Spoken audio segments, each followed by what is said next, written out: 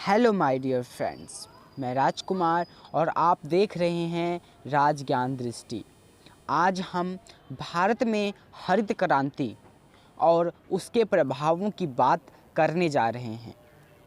तो इसकी जो हरित क्रांति की पृष्ठभूमि थी, यानी इसकी तैयारियां और इसके पहले के जो भी घटनाक्रम है उस पर हम एक नज़र दौड़ाते हैं। स्वतंत्रता प्राप्ति के बाद भारत खाद्यान्नों तथा अन्य कृषि उत्पादों की भारी कमी से जूझ रहा था। वर्ष 1947 में देश को स्वतंत्रता मिलने से पहले बंगाल में भीषण अकाल पड़ा था, जिसमें 20 लाख से अधिक लोगों की मौत हुई थी और इसका मुख्य कारण कृषि को लेकर औपनिवेशिक शासन की कमज़ोर नीतियां थीं।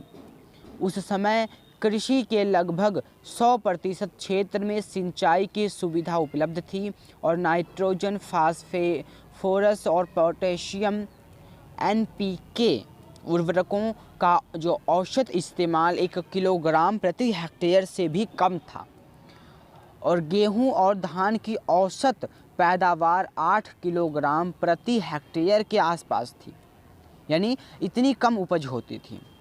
और वर्ष 1947 में देश की जनसंख्या लगभग 30 करोड़ थी, जो कि वर्तमान की जनसंख्या का लगभग 1/4 है।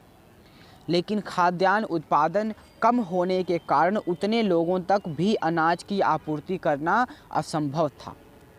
रासायनिक उर्वरकों का उपयोग अधिकतर रोपण फसलों में किया जाता था और खाद्यान्न फसलों में किसान गोबर से बनी खाद का ही उपयोग करते थे। पहली 2 पंचवर्षीय योजनाओं 1950 और 1960 में सिंचित क्षेत्र के विस्तार व उर्वरकों का उत्पादन बढ़ने पर जोर दिया गया, लेकिन इन सब के बावजूद अनाज संकट का कोई स्थायी समाधान नहीं निकल सका। द्वितीय विश्व युद्ध के बाद वैश्विक स्तर पर अनाज व कृषि उत्पादन को बढ़ाने के लिए शोध किए जा रहे थे तथा अनेक वैज्ञानिकों द्वारा इस क्षेत्र में कार्य किया जा रहा था।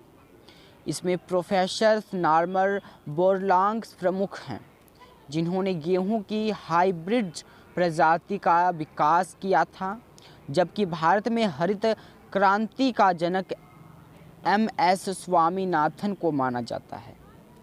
हरित क्रांति का आरंभ वर्ष 1960 के मध्य में स्थित और भी दयनीय हो गई और जब पूरे देश में अकाल की स्थिति बनने लगी और उन परिस्थितियों में भारत सरकार ने विदेशों से हाइब्रिड प्रजाति के बीज मंगवाए और अपनी उच्च उत्पादकता के कारण इन बीजों को उच्च उत्पादकता किस्में हाई विल्डिंग्स वृट्स HVYV कहा जाता है।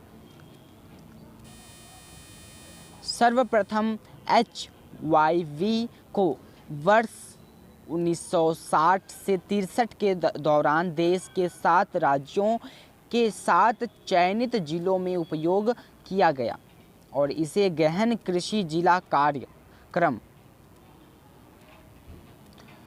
नाम दिया गया और यह प्रयोग सफल रहा तथा वर्ष 1966 और 1967 में भारत में हरित क्रांति को औपचारिक तौर पर अपनाया गया।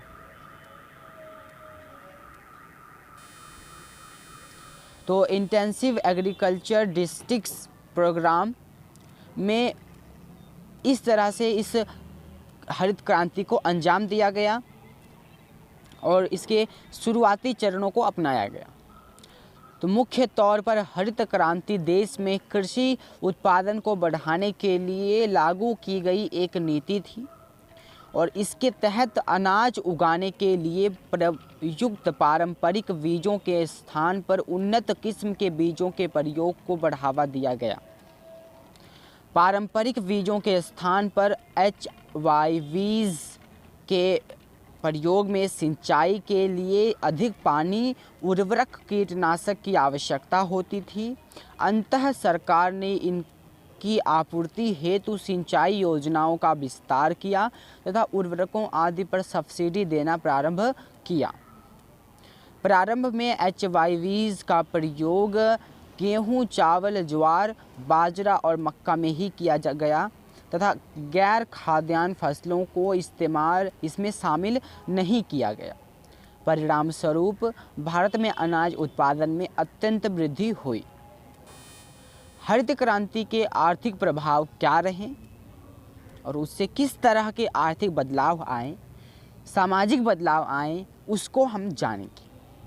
हरित क्रांति से देश में खाद्यान्न उत्पादन तथा खाद्यान्न गहनता दोनों में तीव्र वृद्धि हुई और भारत अनाज उत्पादन के मामले में आत्मनिर्भर हो सका और वर्ष 1968 में गेहूं का उत्पादन 170 लाख टन हो गया, जो कि उस समय का रिकॉर्ड था।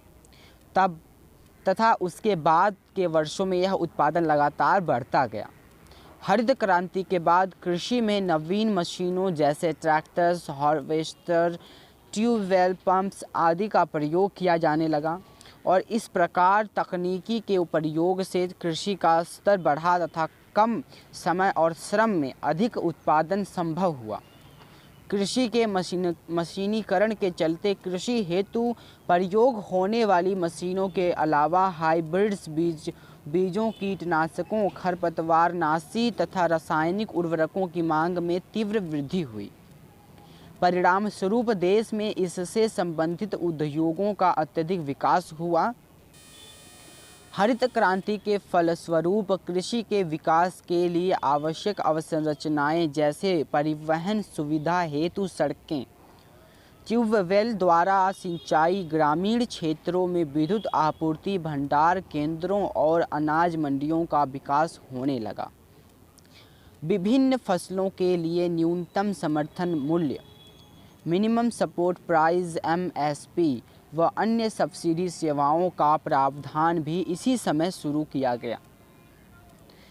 इसी कदम के फलस्वरूप किसानों को उनकी फसलों का उचित मूल्य मिलना संभव हो सका और किसानों को दिए जाने वाले इस प्रोत्साहन मूल्य से वे नई तकनीक की कृषि अपनाने में सक्षम हुए।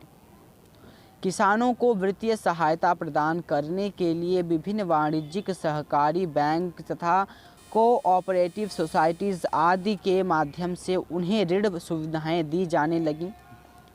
इसी कारण किसान कृषि में लगने वाली लागत को आसानी से इन संस्थानों से प्राप्त कर सकें।